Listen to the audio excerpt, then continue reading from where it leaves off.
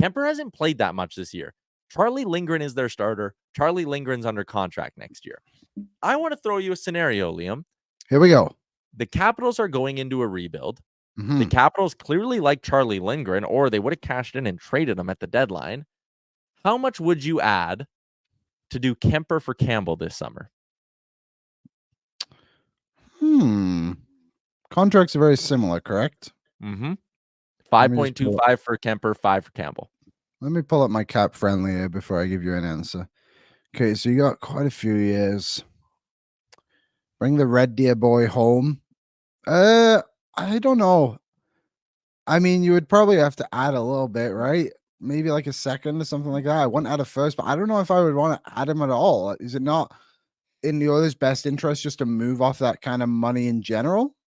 But here's the thing. I don't think you can. I don't think there is a package of futures that the Oilers could realistically offer a team that will allow them to get Campbell off the books.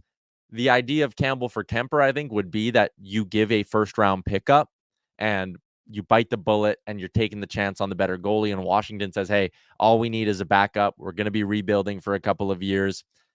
Why not? And Jake says, I don't know if Washington would take Campbell for him. I'm talking about adding in futures to this thing, like not 1-for-1. Washington would obviously never do it 1-for-1, but if you wanted to build a good 1A, 1B duo, Kemper has a better chance of being that guy than Campbell. Mulick says the buyout isn't good on Kemper. Yeah, okay, fair. Yeah, and hey, that's one thing about Campbell. The buyout actually isn't all that gross on Jack Campbell. Like, again, you hate to have that kind of money on the books, especially in years 2 and 3 of the buyout when it's 2.3 million, 2.6 million. I think you would rather just retain 50% of Campbell and get him out the door, because then it's 2.5 for all 3 of those years. If you could retain 50% and have someone take Campbell for a mid-round pick, again, doubtful that someone would, but then you avoid yourself the nasty years. But again, with Stuart Skinner, who is under contract for 2 more years after this one, Liam, at a very nice cap hit. Like, flash that up again, Aaron. If you have Skinner at 2.9 or whatever, right? Okay, next year, let's say you can go get a backup for 1.5, a good veteran backup. Do what the Rangers did going to get Jonathan Quick this year. Then the 1.1 of Dead with the 2.9 for Skinner, that's 4. 5.5 million on your backup once you factor in a 1.5 million, or 5.5 million on your goaltending once you factor in a $1.5 million backup. That's not that bad. And then the next year, if you run the same thing, it's 6.7 on your goaltending. And then it's the third year is where it would suck, because that's where Campbell's cap hit takes the biggest jump, and Stuart Skinner's going to need a new deal at that point. So that's where the concern would come, I guess. But I don't know. I still think most likely is that Campbell gets bought out. Calvin Pickard is in.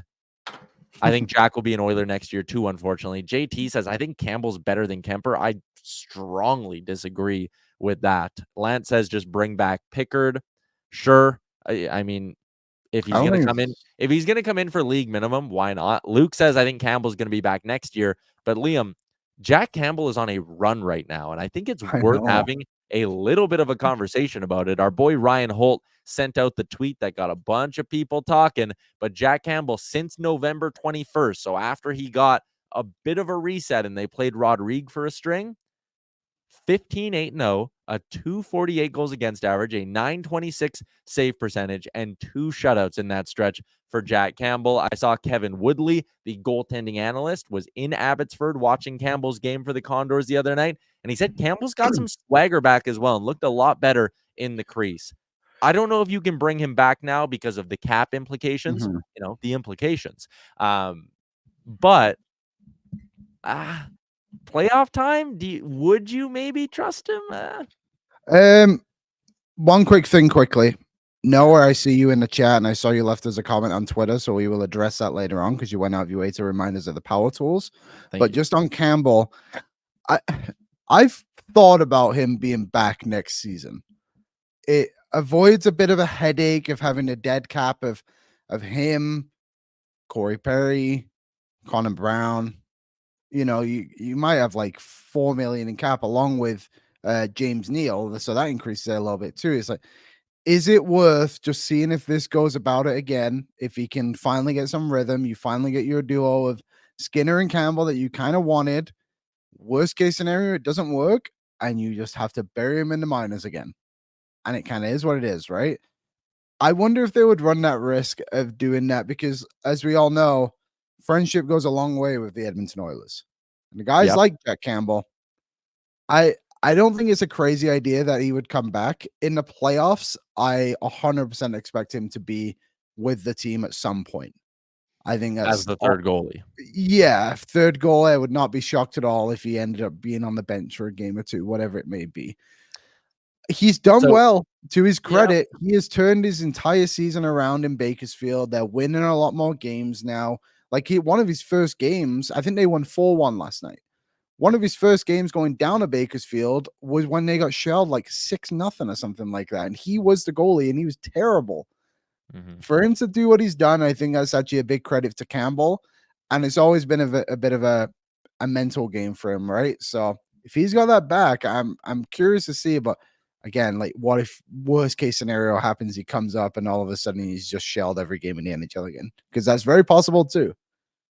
I want to give a shout out to everyone who understood my "It's Always Sunny in Philadelphia" reference there that I made. I know you're not an "It's Always Sunny" guy, Liam, but Aaron got it, and a bunch of people in the chat did. So I was proud of myself on that one. Just one more thing on Campbell. So again, you talk about bringing him back. You bring him back. Worst case scenario, you got to bury him again, and it's $3.85 million of dead money on the books, right? Okay, whatever. You buy him out. You have all of a sudden for next year, when you have this Connor Brown overture, you've created yourself.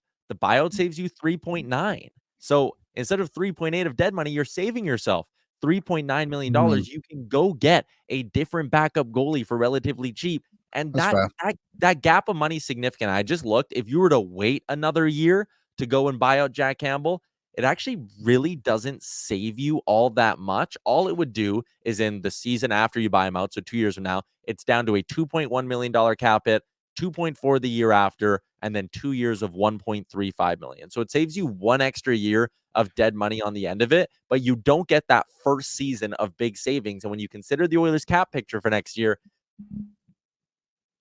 you kind of need that savings, man, when you look at the Connor Brown overage.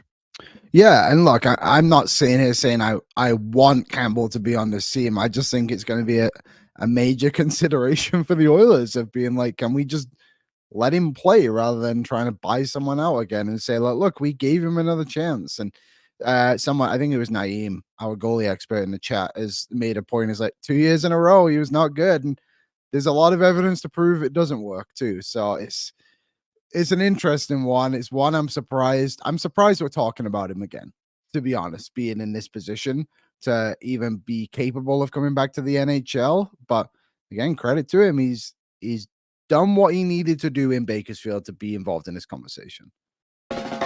What's up, Nation citizens? If you like that video, then you need to be subscribed to the Oilers Nation YouTube. Podcasts, live shows, exclusive interviews, and analysis. Everything you need from your favorite voices at Oilers Nation. And you don't want to miss any of it, so hammer that subscribe button.